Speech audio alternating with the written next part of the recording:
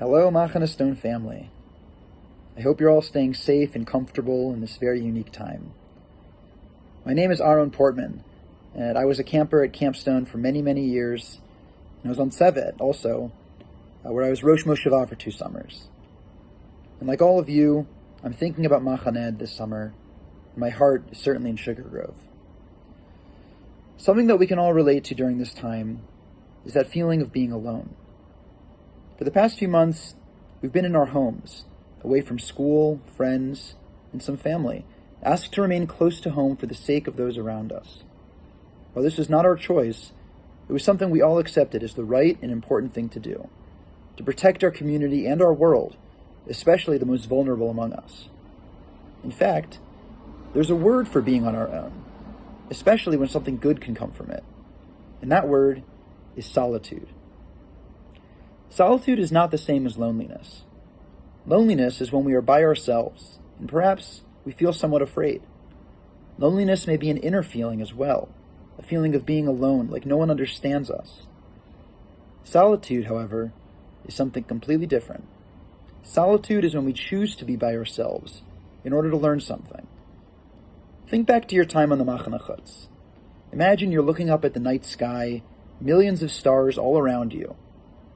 And even though you're surrounded by friends and madrichim, perhaps you feel something else. A feeling of being alone, but not lonely.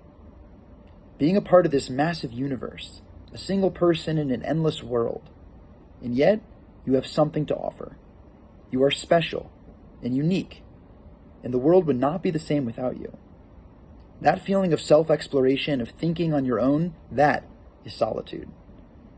In many ways, we've all been experiencing some level of solitude over the past few months. And we wouldn't be the first.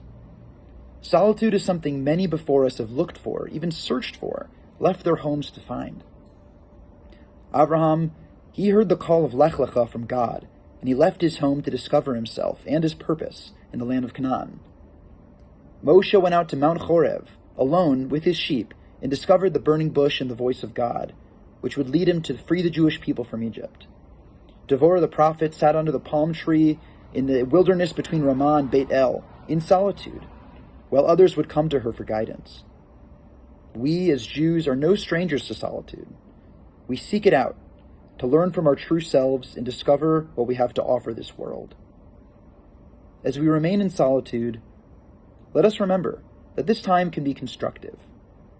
What have we learned about ourselves over the past few months? What skills have we learned? What are we looking forward to giving back to the world when things return to normal? How will we treat others with more compassion and kindness in the future?